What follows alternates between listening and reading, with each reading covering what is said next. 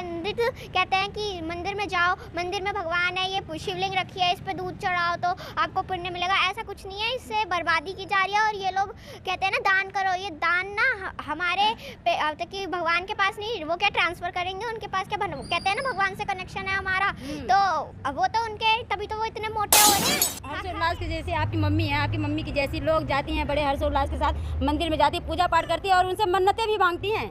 मन्नतें मांगती हैं क्योंकि ना उन लोगों को ना आज तक ये नहीं बताया गया कि डॉक्टर अंबेडकर कौन थे, ज्योतिबा फूले कौन थी, इन सब के बारे में किसी को कुछ नहीं पता है। बस उन्हें ये पता है कि शेरा वाली माता हैं और भी काफ़ी सारी माता हैं, ये सारी माता होती हैं, दुर्गे माता हैं, लक्ष्मी माता हैं, ये सारी माताएं होती हैं। लेकिन ना हमारी माताओं के बारे में तो मैंने भी देखा पिक्चर्स में भगवान होते हैं। अब आपको किसने बताया कि भगवान कचरा लेने के लिए बैठे हैं? और क्या, उनके पास और कोई काम नहीं है, वो बस ये करते हैं और हमसे हमारी जेब ढीली करा के खुद अपनी जेब फिट कर लेते हैं।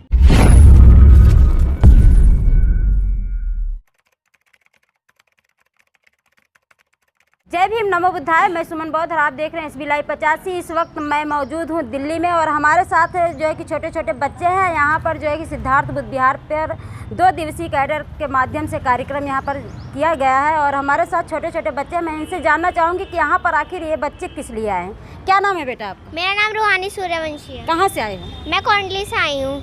आपके साथ कौन कौन से लोग आए हैं?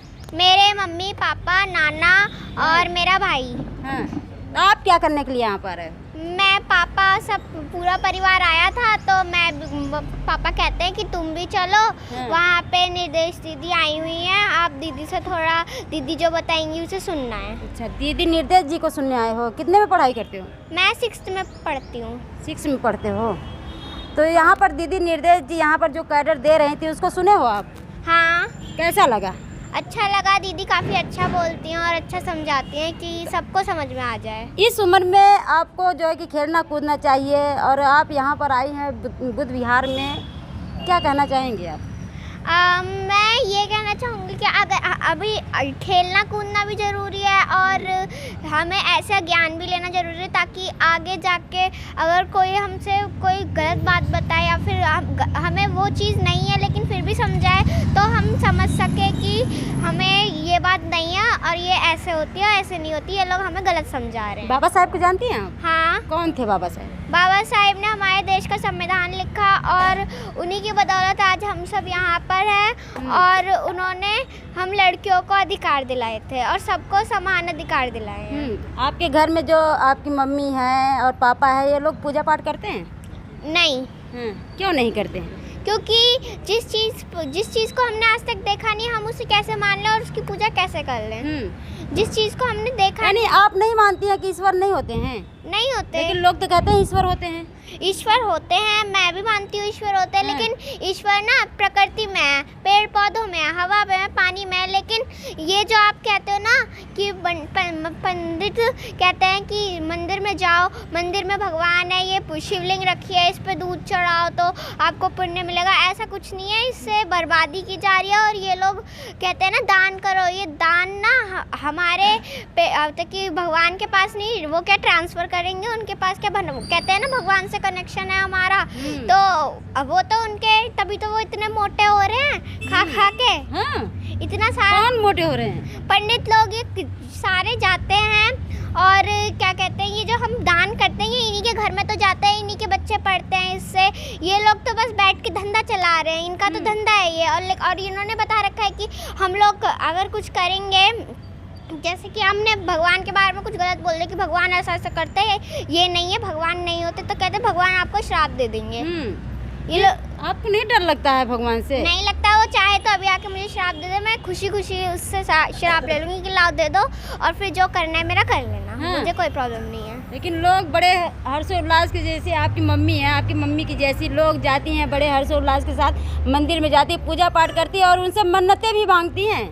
मन्नतें मांगती हैं क्योंकि ना उन लोगों को ना आज तक ये नहीं बताया गया कि डॉक्टर अंबेडकर कौन थे, ज्योतिबा फूले कौन थी, इन सब के बारे में किसी को कुछ नहीं पता है। बस उन्हें ये पता है कि शेरा वाली माता हैं और भी काफ़ी सारी माता हैं, ये सारी माता होती हैं, दुर्गे माता हैं, लक्ष्मी माता हैं, ये सारी माताएं होती हैं।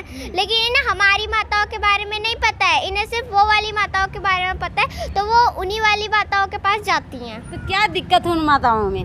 वो जब होती ही नहीं है तो हम कैसे बिलीव कर सकते हैं? जो चीज़ आज तक है ही नहीं, हम उस पर कैसे बिलीव कर सकते हैं? जो आज तक जो चीज़ आपने देखी नहीं, आप मान लोगे कि वो चीज़ है। लेकिन लोग कहते हैं हम भगवान को देखे हैं। कौन से, किसने बोला है आपसे कि भगवान बहुत से लोग जो पूजा पाठ करते हैं, उन्होंने भगवान को देखा है। उन्होंने क्या बोला? भगवान ने उनसे कुछ बोला? मैंने भी भगवान देखे हैं, तो मैंने भी देखे पिक्चर्स में भगवान होते हैं। अब आपको किसने बताया कि भगवान का फेस ऐसा ही होता है? वो पंडित जो बैठे हैं मंदिर में, वो भी तो हमारे साथ ही पैदा हुए हैं, वो भी तो इंसान ही हैं। वो कौन सा कहीं और से पैदा हुए हैं? उनको कैसे पता कि यही है? मतलब कहने का मतलब जो पंडित बैठे हैं मंदिरों में, वो बस केवल दान लेने या दक्षिणा लेने के लिए बैठे हैं। और क्या, उनके पास और कोई काम नहीं है, वो बस ये करते हैं और हमसे हमारी जेब ढीली करा के खुद अपनी जेब फिट कर लेते हैं। आप इतनी छोटी सी उम्र में जो है कि संविधान को जान रही हैं, बाबा साहेब को जान रही हैं, लेकिन आजकल जो महिलाएं हैं, आप जैसे छोटी बच्चियों को तो छोड़ दे, जो महिलाएं हैं वो समझना नहीं चाह रही हैं संविधान को या बाबा साहेब को। वो समझना नहीं चाह रही हैं, इसलिए समझना नहीं चाह रही हैं क्योंकि अगर वो यहाँ पे जैसे जाती हैं, श्रद्धा से मंदिरों में जाती हैं, पूजाएं करती हैं, तो पंडित उन्हें ये समझाता है कि अगर तुम्हें कोई ऐसा बताए तो इस पे बिलीव नहीं करना है। तुमको बिलीव करना है कि भगवान होते हैं, लक्ष्मी मैया होती हैं, ये सारी माताएं होती हैं और ये सारे जो भगवान बताए जाते हैं, 33 करोड़ देवी देवता, ये सब होते हैं। लेकिन तुम्हें ये नहीं बताया जाएगा कि डॉक्टर भीमराव अंबेडकर होते हैं, ज्योतिबा फुले होते हैं, रामास्वामी पेरियार होते हैं, लेकिन इन्हें ये सब बताया जाएगा। आपको इतना ज्ञान कहाँ से मिला? मेरे को इतना ज्ञान मेरे पेरेंट्स ने दिया है और मेरे पेरेंट्स मुझे ये सब समझाते हैं और मैंने खुद भी लिया। मेरा आखिरी सवाल आपसे है, जो है कि जिस तरह से आप सवाल जवाब हमसे की हैं, आगे चलकर आप किस तरह से लोगों को खास कर बताना समझाने का काम करेंगे? मैं लोगों को बताना चाहूँगी कि क्या कहते हैं आप मतलब कि सबसे ज़्यादा मैं बताना चाहूँगी क्या हम लोग जैसे हमारी महिलाएं हैं, इन सबको मैं समझाना चाहूँगी कि इतना आप भगवान पे ध्यान दे रहे हो, इतना आप अपनी उन देवियों पे ध्यान दे रहे हो, इतना हम क्या कहते हैं डॉक्टर भीमराव अंबेडकर की बातों पे ध्यान दो।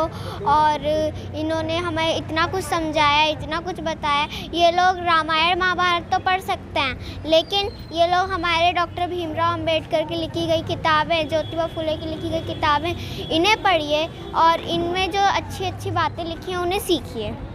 पढ़कर क्या करेंगी आगे चलकर? क्या बनना चाहेंगे? मैं लॉयर बनना चाहती हूँ बड़े होके।